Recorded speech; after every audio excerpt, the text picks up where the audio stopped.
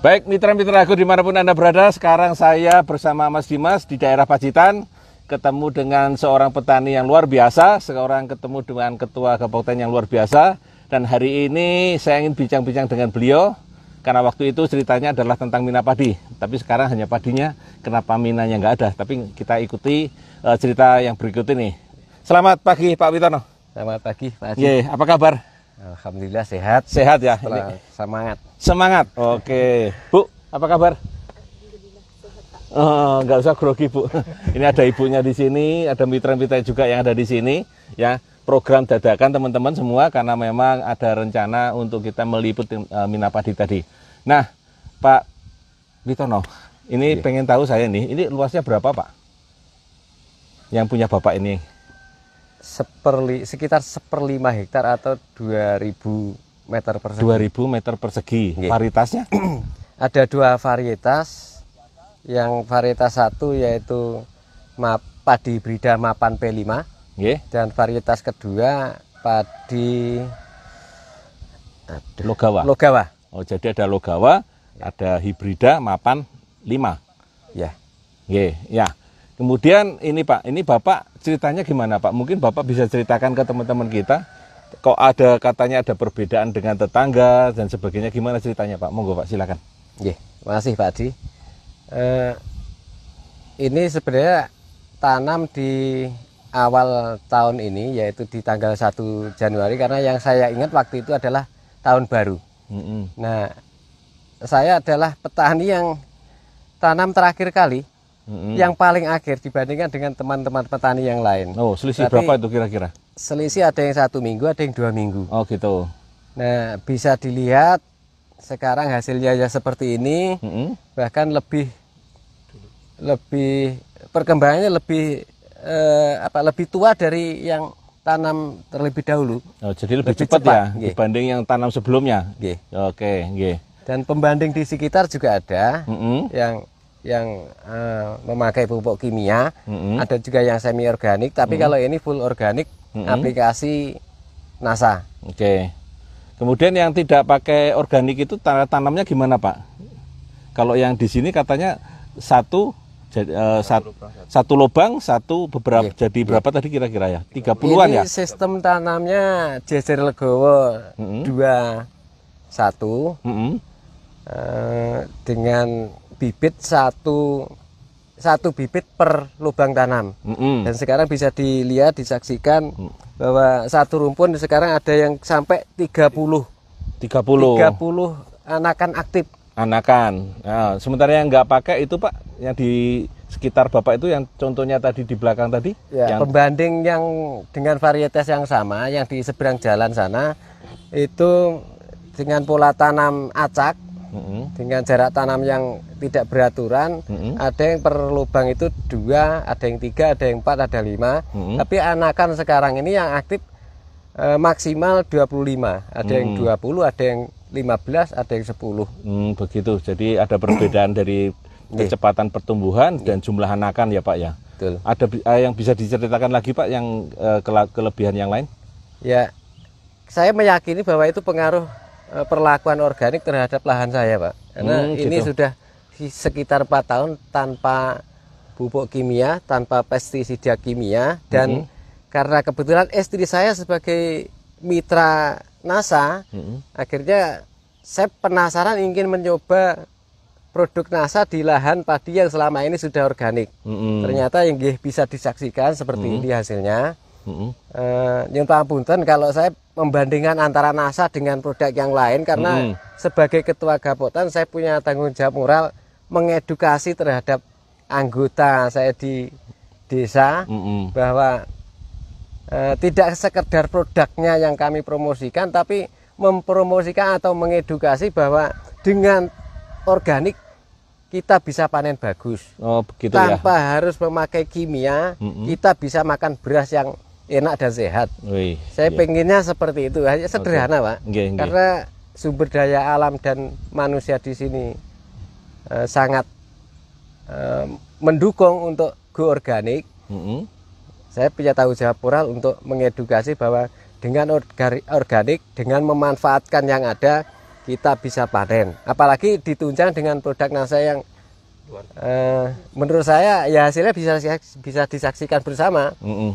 Kalau saya berbicara sebagai ketua Gapoktan, saya tidak boleh menyebutkan atau mempromosikan ini, tapi saya hanya menyampaikan keadaannya sebenarnya. Oke. Bukan berbagi ilmu, tapi berbagi pengalaman. Karena kalau Sharing, ilmu jenengan pasti Ya. jauh lebih berilmu daripada saya. Oh, enggak begitu. Saya hanya punya pengalaman Oke, menanam kita padi. sharing aja Pak. Oke, kita sharing aja. Terus kemudian ini Pak, kan ini ada yang pakai NASA full, ada yang semi NASA yang sebelah sana ya Pak ya. Ya, menurut Bapak itu apa perbedaannya Pak? Bisa Perbedaan diceritakan? yang secara visual hampir tidak ada. Cuman setelah diamati dari dekat, yang memakai produk NASA lebih tahan terhadap kameranya. lebih tahan terhadap hama dan penyakit. Mm-mm. Setelah kita amati secara teliti, seperti itu perbedaannya. Kalau anakannya? Anakan lebih banyak yang memakai produk NASA. Selisihnya berapa kira-kira? Selisih anakan Anak yang 5-10. 5 sampai 10 anakan. Nggih. Ya, oke. Pak, ini mohon maaf saya tanya, ini kok ada gulma-gulma di sini apa disengaja atau memang gimana, Pak? Bapak Ya. cerita nih, Pak. Biasanya nggak ada loh, Pak. Mungkin berbeda dengan yang lain. Ah. Ini gulma-gulma ini terus terang saya pelihara. Ya sebenarnya bukan saya tanam, Mas. Kebetulan tumbuh. Nah, setelah saya amati kok banyak hama itu justru hinggapnya di gulma ini. Hamanya burung ya, Pak ya maksudnya? Burung, ya, burung. burung. Gitu. Burung dan sejenis hama yang lain tuh saya amati sering nemploknya di gulma ini. Gitu. Jadi ya untuk justru saya manfaatkan untuk mengelabui burung supaya dia tidak makan padi, biar makan bunga dari rumput ini. Oh gitu. Jadi ini memang disengaja teman-teman semua bahwa ternyata saya mesti geser dikit. Mau dilihat itu. Nah, ini gulmanya teman-teman Ini semua. Jawan, gulma Jawan namanya Jawan. Karena ada beberapa gulma yang tidak diperkenankan untuk di daerah-daerah yang endemi atau pandemi potong leher ya, beberapa tanaman itu nggak boleh, tetapi karena di sini tidak terlalu banyak potong leher kayaknya, maka gulma-gulma ini difungsikan untuk membantu supaya serangan burung itu terhindar karena senengnya muncul di situ, nempel di situ. Lebih seneng makan bunga apa, rumput Jawan ini daripada makan padi. Baik Pak, ini ngobrol-ngobrol lagi Pak. Mohon maaf ini Pak, untuk yang full NASA ini caranya bagaimana Pak? Aplikasinya? Pupuk dasar saya pakai granul NASA. Berapa itu? Sekitar 1 sak ya Bu ya. 1 sak untuk 1 lahan ini. Untuk 1 lahan ini. Untuk 1 lahan ini 1 sak. 2000 tadi ya? Ya, saya campur dengan kotoran ternak yang sudah saya fermentasi. Ben babar Pak, ya. Ben penak aplikasinya. Karena kalau cuman berapa itu granul NASA kok prut saiprit. Saiprit ya Pak ya? Ternyata hasilnya walaupun saiprit seperti ini. Oke, ini anunya Pak, apa namanya? Pupuk kandangnya berapa? Sekitar 1 ton, Pak. 1 ton ditambah 1 sak, gitu ya, kurang lebih. Nanti itu. Jadi ini pupuk dasarnya itu dulu. Kemudian apa Pak yang selanjutnya? Aplikasi di masa vegetatif. Di perendamannya nggak pakai Super NASA? Pakai hormonik. Ya. Berapa tutup? Perendaman benih pakai hormonik. 3 tutup per 5 liter. Iya sekitar 5 kilo. Mboten wonten. Niki namung benih 3 kilo nih. Oh 3 kilo, berarti kurang lebih 3 liter. 3 kilo aja dibagi 2 lahan. Yang murni saya tanam di sini cuma 1 kilo. Cuma 1 kilo ini benihnya. Makanya saya tanam satu per rumpun. Sebentar, penontonnya biar nggak bingung. Ini 3 tutup tadi untuk berapa liter? Airnya. 1 ember. Ya, paling kurang 5 lebih liter. 5 liter. Dengan 3 kilo bibit berapa lama? Semalam. Semalam ya kurang lebih. Kemudian setelah itu 1 Itu kilonya ke sini. Ya, kurang lebih ini sisanya satu ke sana yang tidak pakai itu ya, yang di sebelah sana. Oke. Terus Betul. apalagi setelah direndam kemudian dibibitkan, Kita kemudian seperti lokasi pembedian ya di lahan ini juga. Heeh. Antara 3 kilo itu hanya ada yang tidak tumbuh itu sekitar 1 kilo. Jadi bisa dikatakan yang saya tanam di lahan sini ini hanya 1 kilo. Benih 1 kilo. Benih 1 kilo itu ya. Kemudian apa Pak yang Bapak lakukan? Lahan sudah disiapkan, benih sudah direndam, kemudian selanjutnya ditanam. Kita Kemudian tabur ada benih. pupuk yang lain-lainnya apa Pak? Pupuk di pembibitan Ada disemprot POC-Nasa hormon? ya, ya. Berapa? Kita semprot POC. Berapa itu Pak? 3 tutup dalam 1 tangki. Nggih, hanya POC saja. Nggih. Ya, kemudian Tidak ada perlakuan hanya sekali semprot. pestisida hayati tidak ada. Oh, enggak Sekali ada. semprot aja. Sekali semprot aja. Di usia? Sekitar 10 hari. Oh, gitu. Jadi semprot 10 hari semprot POC-Nasa 7 tutup. Kemudian ditanam nggih Pak nggih. Nggih, di usia ini terus terang terlalu tua bibitnya, Pak. Karena lahannya saya kalau dihibahkan kok terlalu tinggi. Jadi Lahannya ini saya dikelola oleh banyak orang untuk pembibitan. nggih. Jadi terpaksa kita tanam paling belakang karena menunggu bibit yang paling terakhir itu dicabut. Oh, begitu. Oke. Nah, kemudian setelah ditanam berapa hari lagi disemprot, Pak? Di usia tanam 25 HST kita semprot lagi pakai POC-Nasa sama Glio. POC-Nasa sama Glio. Nggih. Dosisnya? Glionya per tangki seingat saya 2 sendok, Pak.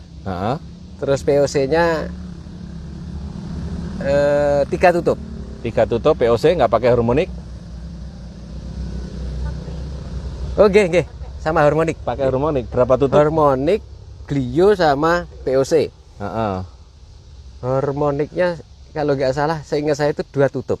Jadi ini tangki berapa liter, Pak? 18 liter. 18. Nggih, itu di hari ke-15. Ke-25. Ke-25. Kemudian semprot lagi, Pak?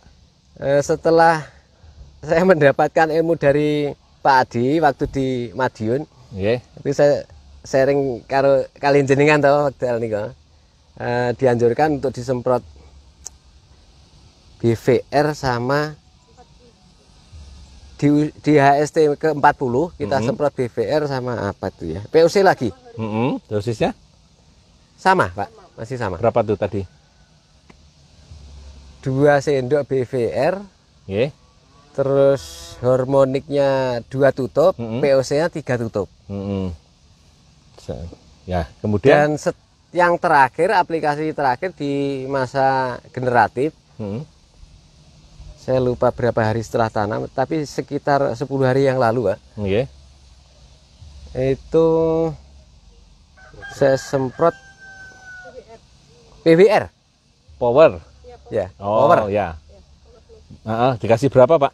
Hanya PWR itu sekitar 5 sendok kita larutkan ke air. Terus dikocorkan, disiramkan. Saya semprotkan. Semprot. Nggih. Berarti kena tanaman. Aplikasi semprot. Nggih. Kena tanaman, enggak ke tanah. Ke arahnya ke tanaman, tapi ya saya nyemprotnya dari bawah gini, Pak. Oh, gitu. Jadi Ya, jadi netesnya juga ke artinya semprotnya ke bawah gini kan, bukan begini kan? begini. Gini. Oh, gitu. Nah, teman-teman semua, ini power yang dengan cara disemprotkan sedikit agak ke atas kena daun, tapi nggak apa-apa. Jadi mungkin agak baiknya cara nyemprotnya dengan cara yang begini, arahnya ke tanah aja ya. Nah, ini waktu, tapi nggak apa-apa. Ini hasilnya juga sudah luar biasa. Nggih, Pak. Kemudian ada yang bisa diceritakan lagi, Pak, kepada teman-teman dan mitra-mitra aku dimanapun Anda berada ini, teman-teman di seluruh Indonesia, barangkali yang lihat video ini ataupun gambar ini, ataupun di Facebook grup pertanian ini, Pak. Monggo, Pak. Mungkin ada yang ingin disampaikan. Kepada pemirsa di seluruh Indonesia ataupun di mana berada, salam organik dari saya, Witono, Ketua Gapoktan Desa Tahunan Baru, Kecamatan Tegalombo, Kabupaten Pacitan, Jawa Timur. Pada dasarnya saya ingin mengembalikan kesuburan tanah dengan cara alami. Terus ini saya padukan dengan mina padi dengan dasar bahwa kalau mina padi tidak mungkin memakai pestisida ataupun pupuk kimia. Dilandasi dari itulah saya dipaksa untuk organik. Karena tanpa keterpaksaan, karena pengaruh lingkungan sini ini yang belum memungkinkan untuk organik, maka kombinasi antara mina padi dan padi organik otomatis bisa saya laksanakan, bisa saya lakukan. Karena pada dasarnya ikan kalau diberikan perlakuan padi itu kimia, saya yakin juga mabuk. Makanya saya paksakan untuk mina padi supaya saya juga memaksa diri untuk go organik. Nah, ke depan harapan saya itu tidak hanya saya yang melakukan tindakan seperti ini, karena saya punya tanggung jawab terhadap anggota di desa saya. Saya berharap dengan hadirnya Pak Adi atau NASA di Desa Tahunan Baru, Desa Tahunan Baru bisa go organik, syukur-syukur bisa go organik bersama NASA. Saya yakin kedaulatan pangan Desa Tahunan Baru, kesehatan tanah terjamin, dan pada akhirnya kesehatan petani juga bisa terjamin. Ya, makasih. Tapi sebelum ditutup teman-teman, saya masih mengganggu katanya mina padi tadi, yang karena kedatangan kami ke sini adalah pengen mina padi, yang ketemu cuma padinya tapi ceritanya sudah menarik. Nah sekarang mohon maaf Pak Witono, minanya kok nggak jadi, kenapa nih Pak ceritanya? Saya kan belum cerita mina padi ya. Sebenarnya kolamnya sudah saya siapkan Pak Adi, cuman karena kendala di musim kemarau kemarin itu banyak sekali tikus yang membuat lubang-lubang di sawah, yang akhirnya sawah ini beserta kolamnya nggak bisa saya airi secara maksimal dan nggak optimal untuk pertumbuhan ikan. Jelas nggak bisa tumbuh karena di saat tertentu saat saya tidak nengok ke sawah ternyata di kolam tersebut bolong, akhirnya kering total. Bahkan sampai sekarang di musim hujan seperti ini bisa disyuting bahwa pas di depan saya ini adalah saluran irigasi. Ini pun tidak bisa menggenang air di sawah saya ini. Oh gitu. Ya, kalau dulu udah sampai segini-gini Pak ikannya. Oh gitu. Tapi akhirnya juga gagal. Gagalnya karena ada predator, ada hama Pak. Oh begitu. Lingsang ya. Oh gitu. Jadi mungkin ada nanti perhatian yang khusus terhadap ikannya ya. Jadi mungkin karena tikus yang kemarin kemaraunya banyak dan banyak lubang-lubangnya, jadi nanti ada perlakuan lagi. Tapi nanti ke depan Bapak ingin mina padi lagi? Tetap Pak. Tetap padi ya. Nanti kapan-kapan lain waktu kita datang lagi ya ke Tahunan Baru ini di Pacitan. Monggo. Boleh Pak? Boleh sewaktu-waktu. Boleh teman-teman. Bu. Bahkan kolamnya bisa disyuting nanti. Oke. Walaupun kosong, artinya saya ada semangat bahwa mina padi itu tetap saya lakukan. Baik. Karena pada dasarnya saya itu juga seneng ikan, seneng punya kolam. Kalau di saat pikiran lagi suntuk itu, kalau makan ikan di mina padi itu rasanya fresh Pak. Gitu. Apalagi sambil melihat padi yang padinya bagus, ikannya banyak. Jadi barangkali teman-teman lain yang di Facebook sama. Aja wong tani niku lek tandurane ketok ijo apa meneh eneng iwake. Wis toh. Mantap. Hebat, yakin gue. Oke, nanti apalagi dicoba ya kalau lagi. Sumber daya alamnya itu mendukung. Eman kalau itu tidak dimanfaatkan. Panen padi, panen ikan. Awake sehat. Kados padi niki. Iya. Terima kasih teman-teman semua yang telah memperhatikan video ini. Mudah-mudahan memberikan manfaat, memberikan inspirasi buat teman-teman ya. Dan lain waktu, lain tempat kita ketemu lagi. Terima kasih. Saya tutup dulu dengan Pak Dimas selaku yang membawa perlengkapan di sini. Terima kasih ya. Sampai ketemu di lain kesempatan. Wassalamualaikum warahmatullahi wabarakatuh.